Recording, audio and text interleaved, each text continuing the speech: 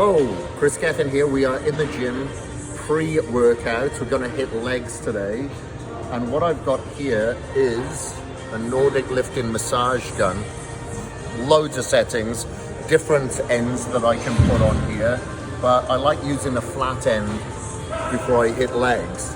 This just helps warm up the area, get blood flow, and help break down any scar tissue that I have as well. Not only do I use it before the gym, my massage therapist will use it on me as well to help break up tissue. Now, if they're going to use it on my back or on a smaller muscle group, they may use like a different attachment to really dig into the muscle nice and deep.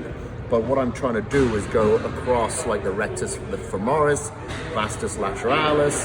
So I've got the flat end here because I'm not really trying to penetrate deep. I'm just trying to warm up the area, get blood flow before I go to annihilate it. And like I said, there's different settings here. I can put different speed on. I can switch it off, put it back on, pause it. That's like an up and down, so it goes fast and slows. So it's kind of like a pulsating movement. But what I really like with this massage gun over others, because I have tried a few, is that it's really quiet, can't even hear it.